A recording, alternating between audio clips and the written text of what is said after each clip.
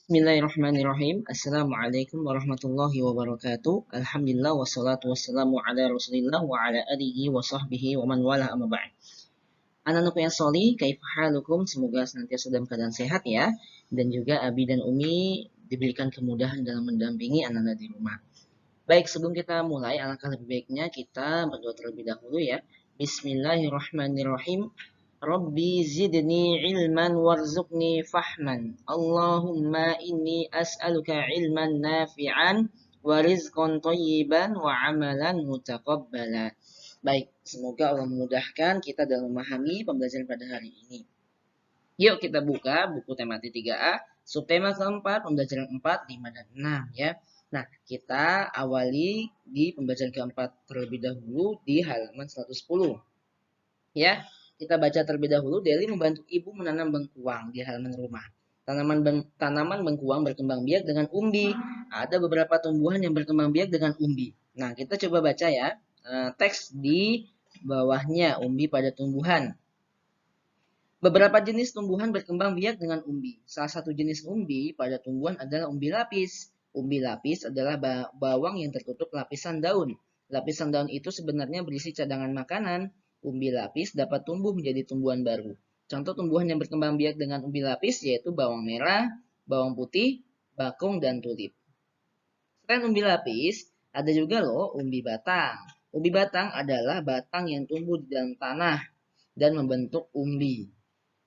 Umbi batang juga berisi cadangan makanan. Jika ditanam, umbi batang dapat tumbuh menjadi tumbuhan yang baru. Contoh tumbuhan yang berkembang biak menggunakan umbi batang yaitu kentang dan ubi jalar. Ya, jadi itu ya jenis perkembangbiakan tumbuhan yang menggunakan umbi ya. Nah, jadi kita lihat ya perbedaan dan persamaan dari umbi batang dan umbi lapis ya. Kalau umbi lapis dan umbi batang itu persamaannya dia berisi cadangan makanan ya. Nah, betul ya. Kemudian ketika ditanam ia akan menjadi tumbuhan yang baru. Nah, itu persamaannya. Nah, kemudian perbedaannya itu apa ya anak-anakku sekalian? Coba kalian tulis ya di buku halaman 111. Oke, kita lanjutkan lagi ke halaman ya 111 yang paling bawah tuh ya. Jadi kita kemarin sudah belajar tentang kerjasama. Pernah nggak sih kalian kerjasama dengan teman-teman kalian? Ya, coba kalian ingat-ingat pernah nggak kalian melakukan suatu pekerjaan itu cara bekerja sama gitu ya dengan teman-teman kalian. Nah, jadi manfaat kerjasama ya kita akan belajar nih manfaat kerjasama. Jadi kerjasama itu merupakan salah satu wujud sikap bersatu dalam keberagaman. Dengan bekerja sama, kita dapat mengerjakan sesuatu dengan lebih cepat. Pekerjaan juga terasa lebih ringan dan menyenangkan jika dilakukan bersama-sama. Kerjasama dapat memperkuat persahabatan dan juga membina kekompakan. Beberapa contoh kerjasama yaitu sebagai berikutnya Nana Ustaz sebutkan.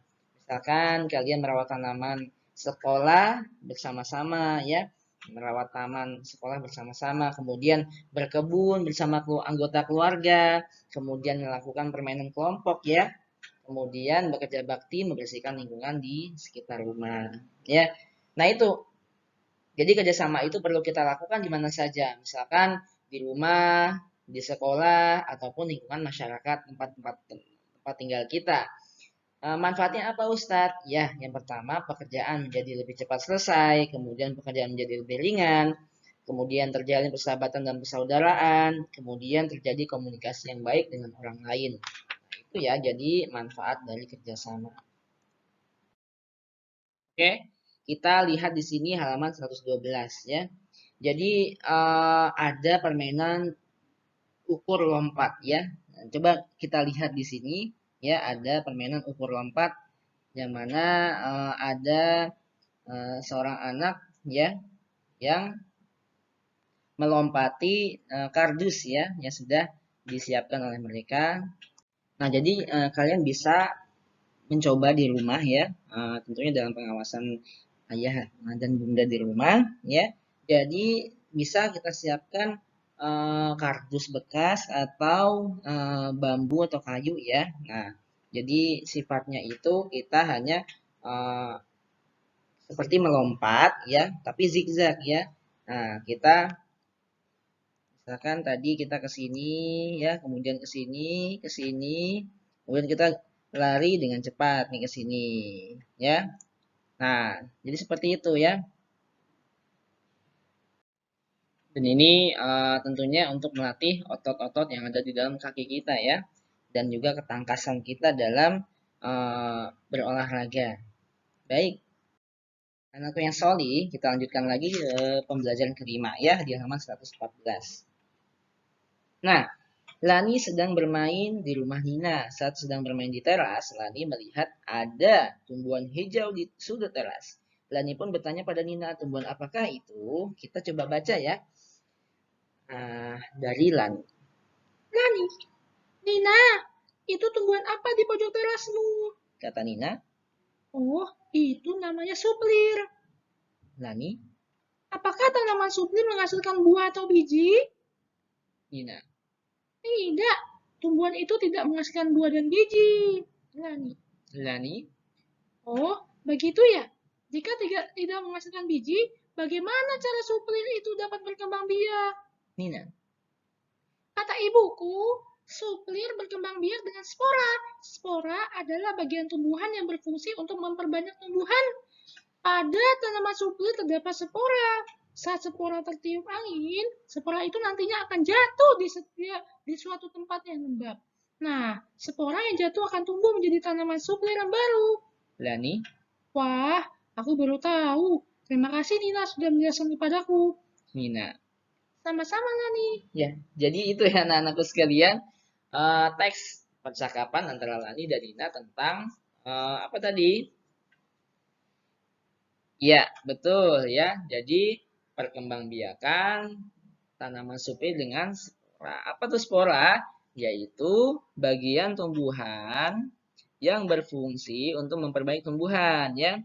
Nah, contohnya suplir ya, ada sporanya. Jadi saat spora tertiup angin, jadi spora itu nanti akan jatuh di suatu tempat yang lembab. Nah, jadi spora yang jatuh akan tumbuh menjadi tanaman suplir yang baru.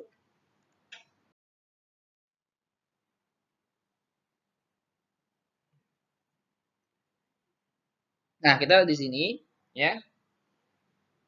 Jadi ada beberapa gambar ya. Jadi kita lihat di sini ada tentang merawat tanaman, kemudian melakukan penghijauan, menjaga kebersihan dan keindahan lingkungan tempat tinggal. Iya, jadi ada beberapa cara yang dapat kita lakukan untuk melestarikan lingkungan. Antara lain sebagai berikut ya, contohnya tadi merawat tanaman, kemudian melakukan penghijauan ya, dan menjaga kebersihan, keindahan lingkungan tempat tinggal kita. Oke, kita lanjut lagi ya. Nah, ini kita lihat ada soal hitung-hitungan nih, ya. Jadi kita langsung ke cerita saja. Bibit yang tersedia ada 348 buah.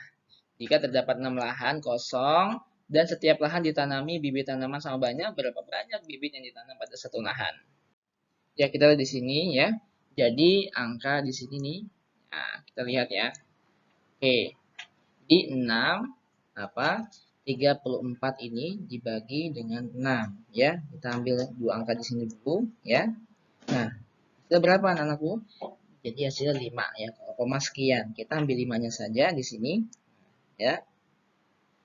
Nah, kemudian ya 5 kita kalikan dengan yang di bawah sini, atau 6. Jadi hasilnya 30.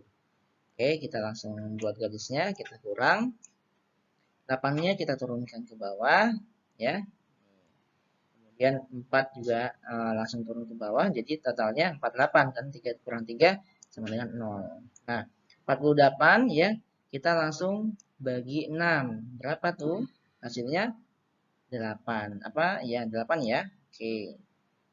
Nah, 48 dibagi 6 masih 8. Oke, berarti 58. Nah, kemudian angka terakhir tadi ya dikalikan dengan 6. Di sini totalnya berarti 48. Tinggal kita kurang, hasilnya 0.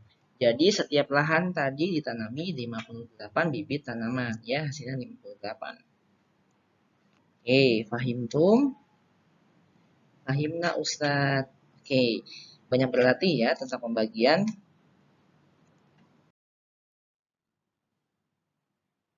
Oke, selanjutnya kita akan belajar tentang stack ya di halaman ke 118 ya.